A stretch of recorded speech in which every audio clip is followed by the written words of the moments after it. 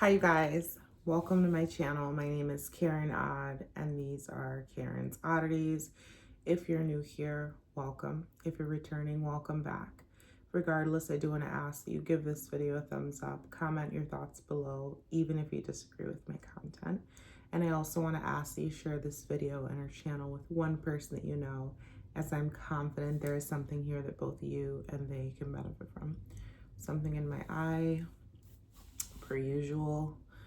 Ignore the mess behind me on my bed. I just got back from a trip that I took, and I still had a lot of things packed, so I needed to pull all my stuff out and lay them out on my bed. I have a couple of videos that I've been wanting to record, so I'm trying to just decide right now which one do I feel most compelled to talk about. And I think I'm gonna talk about orchids.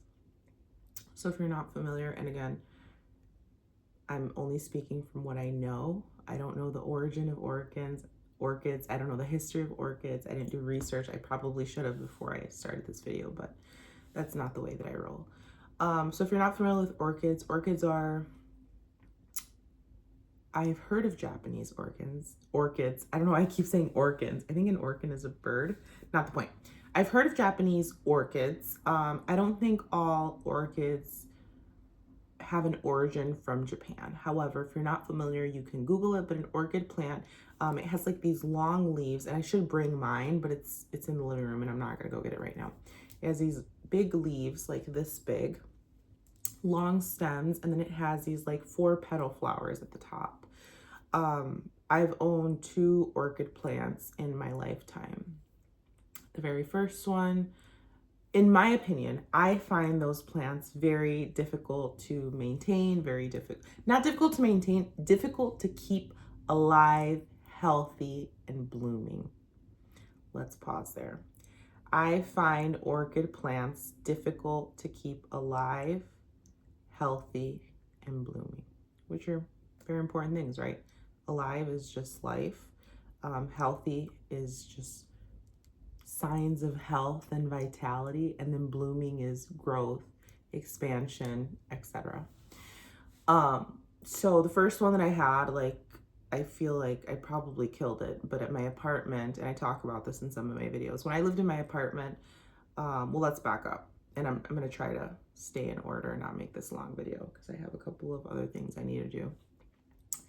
When I lived in my apartment, I've always loved indoor plants and outdoor plants, but I lived in an attic apartment, and I kept indoor plants because they were easier to maintain.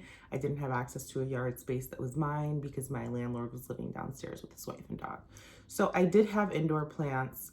When I moved to my apartment on my own in 2017, I think it was May of 2017, I had just gone through a very difficult breakup, but I needed a change of pace, a change of environment. I talk about this in my video where I talk about my decision to leave my apartment and how it was the best decision of my life to live on my own.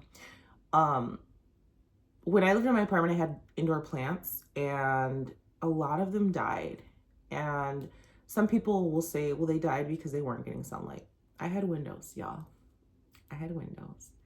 Some people say they died because of the temperature. I mean, I think the temperature was, it was kept pretty leveled. It was forced heat, but it was kept pretty leveled. And then in the summer, I put an AC in the window unit, but it was still pretty hot in there. So it was a pretty balanced temperature up there. I say 2 reasons my plants died. My plants died because I had a lot of moments of depression where I just wasn't caring for them and wasn't maintaining them properly. And my plants died because I was not in a good headspace, and my mental state was not healthy and well. And I think that I personally believe that impacts everything around us. It impacts other people, it impacts our pets, it impacts our plants. Our mental state impacts everything around us one way or the other. The energy that we emit impacts everything around us one way or the other. So a lot of my plants died. At some point I had an orchid, and like I said, I find those difficult to maintain, keep healthy, not maintain, because the maintenance is low. They're low maintenance plants, but no matter what I do, even if I follow the instructions to the core, like they die on me. And some of them that I've seen, they say like put 3 ice cubes in them a week, right? And just like you let the ice cube melt. So it's like you don't overwater them, but you don't underwater them. Supposedly if you follow that, that'll be good to go. I tried that with my orchid and it died. Point is, I have an orchid now, and it wasn't mine, it was a gift to me. So what I'm saying is I didn't purchase it on my own. It was a gift to me. Have the orchid, put it in my living room. My temperature in my house is pretty moderate. I have a really big picture window in my living room, and it gets sunlight, but it's not direct, it's indirect sunlight. So I feel like I'm following everything that I'm supposed to. Am I following the ice cube thing? No, I'm not. I'm just watering it, but I'm watering it lightly, similar to when I water all of my other plants. Right now, I think I have 12 or 13 indoor plants. They're all thriving and doing amazing. I think that they're doing amazing and thriving because I'm doing amazing and thriving, because I am in a good headspace, because I am not depressed, and I'm making an effort to take care of my plants and love them, and I'm giving them what they need. I'm caring for them. I'm trimming any like dead leaves off. Like I'm pouring love into them, and they are thriving and they love that. I talk about this in one of my videos. Honestly, I can't remember which one, but there are studies that show that if you talk nicely to your plants, or you sing to your plants, or you play music for your plants, they will actually grow, like they'll thrive even more. They'll grow quicker, they'll grow healthier, they'll sprout like new things, which is pretty wild. But I mean, plants are living things. Are they on the same level of an animal? Not necessarily, but they are a living organism, right?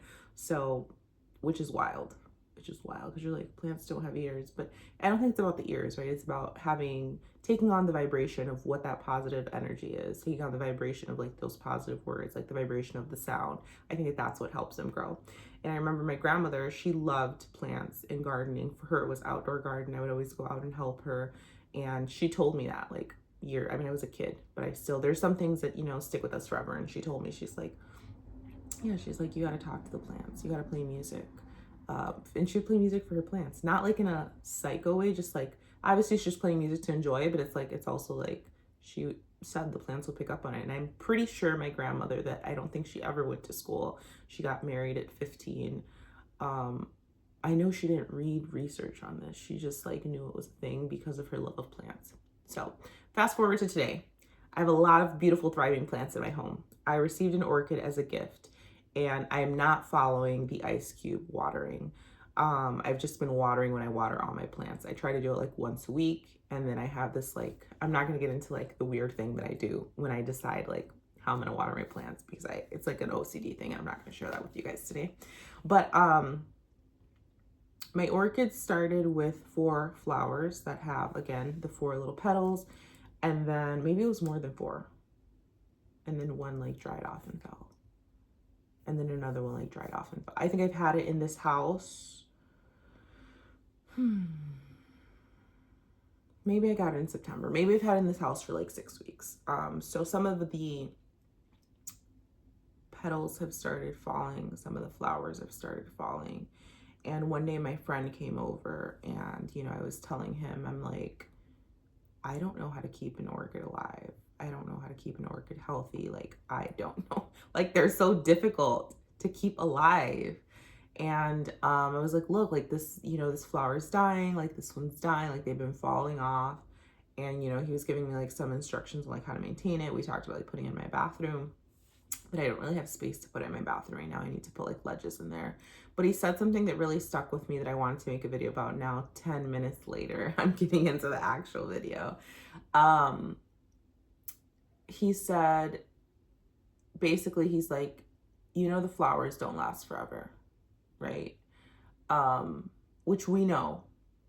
We know that flowers that are cut, that are not attached to the root, those die quick, right? You put them in a vase, you put water, you can put the little flower food, which I got some flowers the other day and I put flower food, and they're going on 2 weeks. Like, they're amazing. They look great. I cut the stem at an angle. They look amazing. But he said, the flowers don't last forever. And although I know that and knew that, I didn't even think about that, you guys. Like, I'm trying to keep the very first bloom alive, you know? I was trying to keep the very first set of bloomed flowers alive, and that's not realistic, because even the flower that is still fully attached to the stem, fully attached to the root, planted in dirt, even those flowers have to fall off and new ones have to regenerate. Like, even when we look at the trees, right? The leaves that are there right now are not the same leaves that we're going to have the next season that these leaves come back in, right? They have to fall, they have to die. Like, there are processes that things have to go through. And it just reminded me, like, it just was like a kind of like an epiphany. And it sounds silly, right? But it's like, it's true. Everything has to go through its like process of evolution, stages of life. Things have to die, fall, be consumed by the earth, regenerate, and either start again, start anew, or I'm sure some of the stems in the tree behind me or in front of me, like, they're never going to grow again, right? Like, you have to be okay with like things going through their natural process. You have to be okay with things dying off. You have to be okay with relationships dying off. You have to be okay with friendships dying off. You have to be okay with growing out of positions. You have to be okay with growing out of the car that you're in, growing out of the house that you're in. You have to be okay with pets passing away. We have to be okay with like just the evolution of life and understand that no matter how much you want to cling on to that very first bloom, you want to cling on to that very first feeling, like, it does not matter, because it's going to go through its process. There's nothing that you can do. You can do everything exactly right, and it's going to go through its process because it was meant to go through its process, because you were meant to experience that process. And I needed this orchid plant that's fucking dying on me to be reminded of that. I needed my friend to say that to me, right? And when he said it, we're literally just talking about plants, because we were talking about plants for a minute. And he has plants too. And I'm just like, I kind of knew that the flowers don't last forever, but I don't know why I was attributing the health of this plant to the very first bloom. The plant's still alive. Like, there are no flowers on it right now. It's literally just the big ass leaves, which look very green and healthy. Nothing is dried up. It has 2 stems. They're very green. They just don't currently have any flowers on them. There are no blooms right now, right? So it's like, just because there's not an existing bloom does not mean it's not healthy. It does not mean that it's dead, right? Just because your life is not going through like some amazing thing right now, it does not mean that your life is over. Just because you're in a relationship or friendship that is in a lull right now, it does not mean that it's over, that it's ended. It does not mean that whatever thing is transforming or is in its transformative state cannot be great again. It cannot bloom again. It cannot evolve again, right? I think sometimes, especially in America, like, we get so used to like, and I don't know, I'm sure it has a specific term, like in sociology, I'm sure they've thought about some term at this point. I've been out of school for a minute though. I did take sociology in college, but it's just like this, in America, I think that we have this idea of like these super high expectations with overconsumption and super high expectations of service and what we are expected to get for our dollar, and it's all tied to like overconsumption, that it's like we always expect things. One, we expect so much, and we always expect things to be in the state that we envision them or desire them, and when it's not that, we're so unhappy, right? We're so ungrateful and unhappy if it doesn't meet X, Y, and Z in our mind. And that's a scary space to be in, because then that means you will only ever enjoy things when they're here.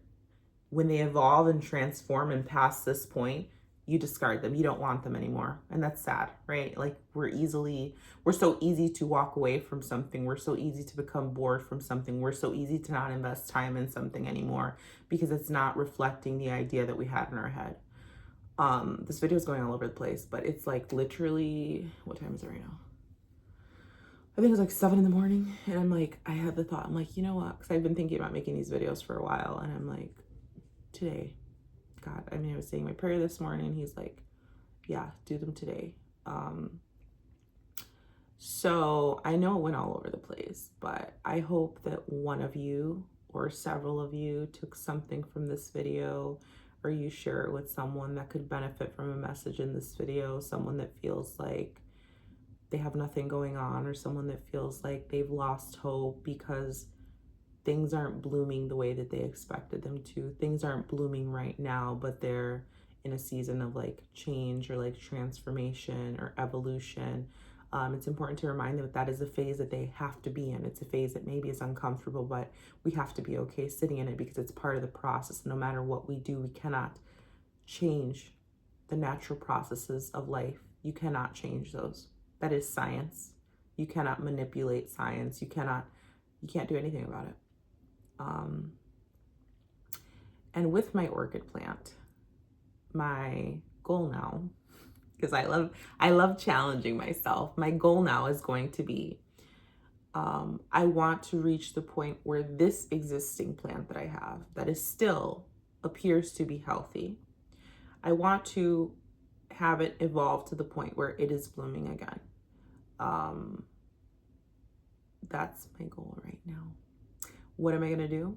I don't know yet, but you know what I am gonna do. I know some things that I'm gonna do. I don't know fully what I'm gonna do to get it to bloom, but I know some things that I'm gonna do. I'm gonna touch the plant. I'm gonna talk to her. I'm gonna play music for her. I'm going to water her a little bit differently. I may move her location. I'm gonna watch her bloom again.